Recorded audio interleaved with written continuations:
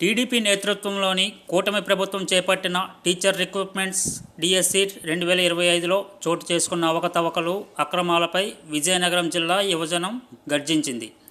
CM Chandrababu నేతృత్వంలోని కూటమి ప్రభుత్వం చేపట్టిన టీచర్ రిక్రూట్మెంట్ మెగా డిఎస్సి కాదు, నిరుద్యోగులను మోసం చేసిన దగా డిఎస్సి అంటూ నిరుద్యోగ, విద్యార్థి, యువజనం నినందించింది. డిఎస్సి 2025 టీచర్స్ నియామకాల్లో చోటు చేసుకున్న అనేక అక్రమ నియామకాలు ఒక్కొక్కటిగా వెలుగులోకి వస్తున్న దరిమిలా గత కొద్ది రోజులుగా వైఎస్ఆర్ కాంగ్రెస్ పార్టీ డిఎస్సి బాధితుల తరపున సిబిఐ విచారణ కోరుతూ రాష్ట్ర వ్యాప్తంగా నిరసనలు తెలియజేస్తూ వస్తుంది.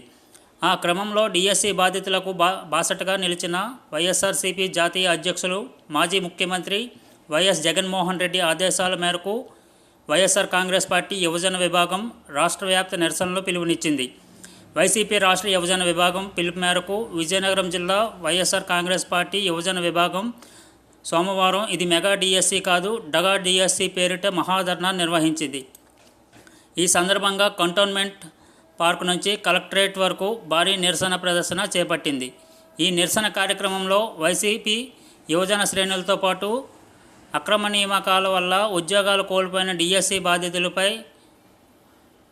బాధితులు, వారికి మద్దతుగా నిరుద్యోగులు, విద్యార్థులు వేలాది మంది పాల్గొన్నారు. కలెక్టరేట్ పరిసర ప్రాంతాల్లో దద్దరిల్లేలా డిఎస్సిలో టీడీపీ కూటమి ప్రభుత్వ అక్రమాలకు పాల్పడిందంటూ వారంతా నినందించారు. డిఎస్సి కుంభకోణంపై సిబిఐ విచారణ చేయించాలంటూ ప్లకార్డులతో ప్రదర్శించారు. వైసీపీ జిల్లా యువజన విభాగం అధ్యక్షుడు అల్లు అవినాష్ నేతృత్వంలో జరిగిన ఈ కార్యక్రమంలో జిల్లాలోని 7 నియోజకవర్గాల నుంచి మొత్తంగా వేల మంది పాల్గొని దగా డిఎస్సిపై నిర్వహించిన మహాధర్నాను విజయవంతం చేశారు. శాసనమండలి విపక్ష నేత బొత్స సత్యనారాయణ కుమార్తె డాక్టర్ బొత్స అనూష, పరిశీలకుల శోభా స్వాతిరాణి నేతృత్వంలో చీపురుపల్లి నియోజకవర్గం నుంచి రాష్ట్ర శాసనసభ మాజీ డిప్యూటీ స్పీకర్ కోలగట్ల వీరభద్రస్వామి కుమార్తె శ్రావణి, అల్లు ఈశ్వర్, కౌశిక్ నేతృత్వంలో విజయనగరం నియోజకవర్గం నుంచి మాజీ ఎమ్మెల్యే బడుగొండ అప్పలనాయుడు కుమారుడు, యువజన అధ్యక్షుడు బడుగొండ ప్రదీప్ నాయుడు నేతృత్వంలో నెల్లిమర్ల నియోజకవర్గం నుంచి ఎస్కోట, గజపతినగరం, బొబ్బిలి, రాజాం యువజన విభాగం అధ్యక్షులు వాకాడ సతీష్, పైడినాయుడు, శంకర్రావు, వావిలాపల్లి రామారావు నేతృత్వంలో డిఎస్సి బాధితులతో పాటు వైసీపీ యువజన విద్యార్థులతో పాటు వైసీపీ నాయకులు వేల సంఖ్యలో పాల్గొన్నారు.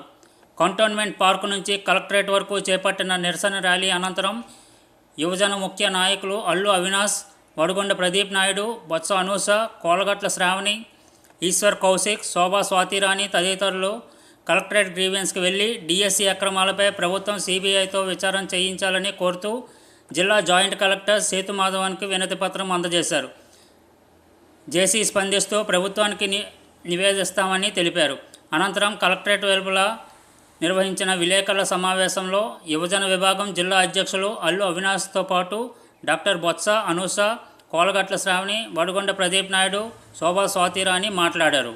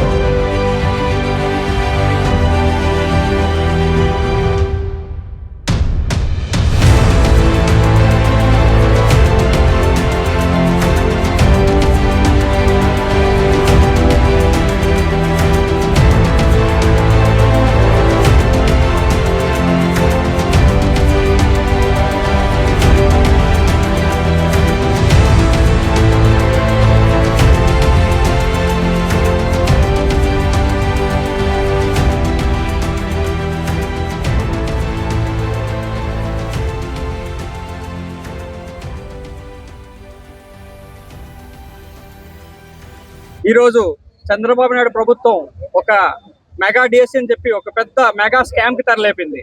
ఈ చంద్రబాబు నాయుడు గారి జిమ్మిక్కులు, స్వార్థం, వెన్నుపోటుతనం ఆయనకు ముందు నుంచి సిద్ధవస్తున్నారని మనకు ముందే తెలుసు.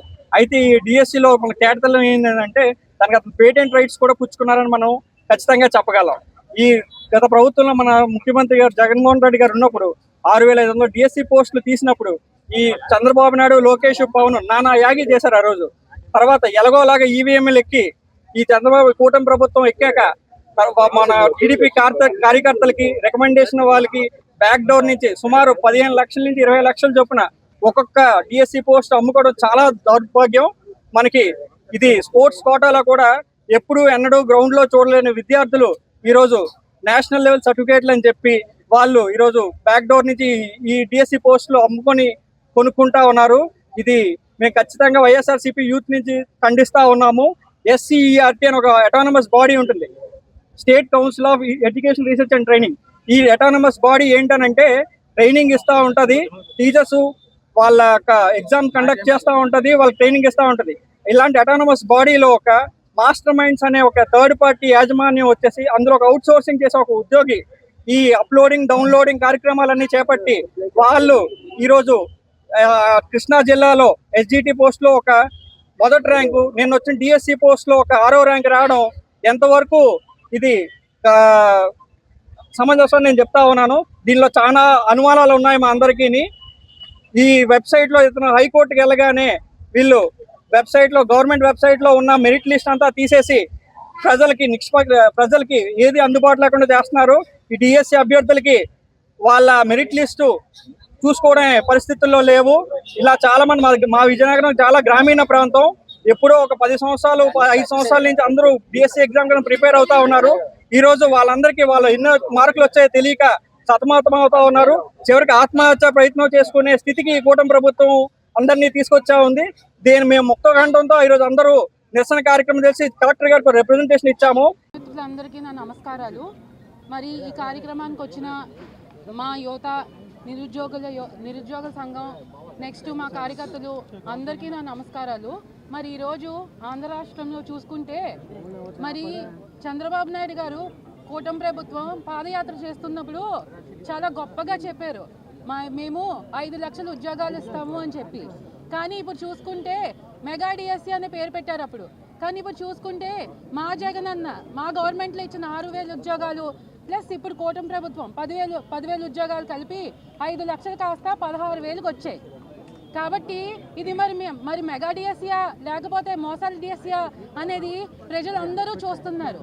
మరి నేను సూటిగా 4 ప్రశ్నలు అడుగుతాను. మ్యాటర్లోకి వెళ్ళకుండా 4 ప్రశ్నలు అడుగుతాను. ఒకటి, ఎందుకు మెరిట్ లిస్ట్ డిలీట్ చేయాల్సి వచ్చింది? అది ఒకటో ప్రశ్న. రెండో ప్రశ్న, కలెక్టర్ గారు జనరల్గా ఈ మెరిట్ లిస్ట్ని రిలీజ్ చేసే ముందు ఏం చేస్తారంటే స్క్రూటినీ కలెక్టర్ గారు చేయాలి. కానీ అసలు కలెక్టర్ గారిని ఎందుకు బైపాస్ చేశారు? ఆయన ఎందుకు స్క్రూటినీ చేయలేదు లిస్ట్ని? ఆయన ద్వారా ఎందుకు స్క్రూటినీ జరగలేదు? వీళ్ళు ఎందుకు డైరెక్ట్గా మెసేజ్లు ఎందుకు పంపించారు? ఎవరైతే జాబుల్లో సెలెక్ట్ అయ్యారు అనుకుంటారు, ఎందుకు వాళ్ళ సెల్కి డైరెక్ట్గా సీక్రెట్గా ఎందుకు మెసేజ్లు పంపించాల్సి వచ్చింది? మరి మూడో విషయం, స్పోర్ట్స్ కోటాకు వస్తే స్పోర్ట్స్ కోటాలో ఎందుకు 2% నుంచి 3% సీట్లు చేశారు? సరే మంచిదే, చేశారు 3%. 22 స్పోర్ట్స్ రికగ్నైజ్డ్గా ఉండేవి. ఆ 22 స్పోర్ట్స్ని 44 స్పోర్ట్స్ రికగ్నైజ్ చేశారు. ఆ మిగతా 50% స్పోర్ట్స్ ఏవైతే రికగ్నైజ్ చేశారో ఆ పేర్లు ఏవి? కనీసం నేను చిన్నప్పటి నుంచి నాకు స్పోర్ట్స్ అంటే చాలా ఇంట్రెస్ట్. నేనైతే చిన్నప్పటి నుంచి చాలా 10 స్పోర్ట్స్ దాకా దాంట్లో వినలేదు. అలాంటిది ఆ సర్టిఫికేట్లు తీసుకొచ్చి వాళ్ళకేమో నిజంగా అర్హులైన వదిలేసి వాళ్ళని వదిలేసి వీళ్ళేమో స్పోర్ట్స్ కోటా అని చెప్పి చాలా మందికి మీరు అందరూ చూస్తున్నారు. మరి వారం రోజుల నుంచి ఆడియో లీకులు చూసాం, సీట్లు ఎలాగ అమ్ముకున్నారో చూసాం, ఇవన్నీ చూసాం. మరి ఇది నిజమా అబద్ధం అనేది మొత్తం రాష్ట్ర ప్రజానికం అంతా చూస్తున్నారు. మరి ఈరోజు ఇంకో ప్రశ్న ఏంటనంటే, ఇవన్నీ ఇలా ఉంటే మరి సొంత డిపార్ట్మెంట్, లోకేష్ గారు సొంత డిపార్ట్మెంట్ అయిన డిపార్ట్మెంట్లో డిజిటలైజేషన్ చేసిన ఒక విభాగంలో వ్యక్తికి ఫస్ట్ ర్యాంక్ వచ్చింది ఒక జిల్లా నుంచి. మరి అది ఎందుకు డిలీట్ చేశారు? ఆ లిస్ట్ ఎందుకు పెట్టారు? అర్ధరాత్రికి ఎందుకు డిలీట్ చేశారు? ఆ వ్యక్తి ఎందుకు కోర్టుకు వెళ్ళారు? ఈ అన్నిటికి ట్రాన్స్పరెన్సీ లేకుండా, ఈ మెగా డిఎస్సీ అని చెప్పి ట్రాన్స్పరెన్సీ లేకుండా మొత్తం ఈ ప్రొసీజర్ అంతా చేసి మళ్ళీ తిరిగి ఏం చెప్తున్నారు? మా జగనన్న గవర్నమెంట్లోనేమో మీరు ఇలా చేశారు, మీరే ఇవ్వలేదు, ఇది ఇవ్వలేదు అని చెప్పి మా మీద బురదడానికి ప్రయత్నం చేస్తున్నారు.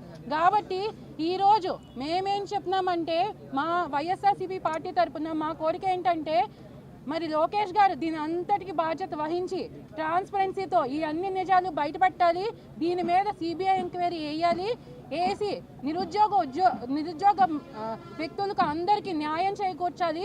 మరి ఇది చేసినంత వరకు మా వైఎస్ఆర్సీపీ పార్టీ మేము నిరుద్యోగులతోని యువతతోని మేమందరం వాళ్ళతో కలిసి కట్టుగా వెళ్ళి ఈ ఉద్యమం అయితే మేము వదలమని మీ అందరి తరపున రాష్ట్ర ప్రజానికానికి తెలియచేయాలని కోరుతూ మరి సెలవు తీసుకుంటున్నాను.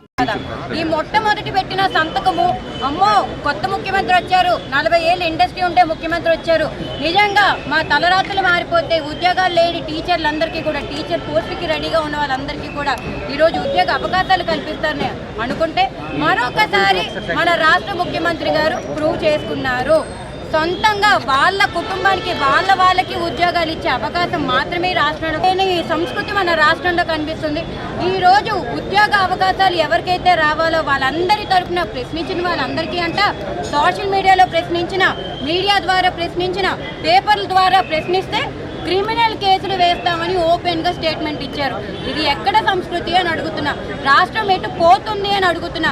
యువతకి 20 లక్షల ఉద్యోగాలు ఇస్తామన్నారు, ఉద్యోగాలు లేకపోతే 3,000 నిరుద్యోగ భృతి ఇస్తామన్నారు. అవేవీ చేయలేదు. సరిగదా మొట్టమొదటి సంతకం పెట్టావు, మాకేదో మా తలరాత్రులు మారిపోతాను అనుకుంటే 29 స్పోర్ట్స్ కోటాలో 29 ఉంటే దాన్ని 67 చేసి మరి జీవో నెంబర్ 47 నుంచి జీవో నెంబర్ 4 ద్వారా 2% రిజర్వేషన్ స్పోర్ట్స్ కోటాలో వచ్చే 2% రిజర్వేషన్ నుంచి 3%కి తీసుకొచ్చి ఎవరు కూడా ఊహించరు.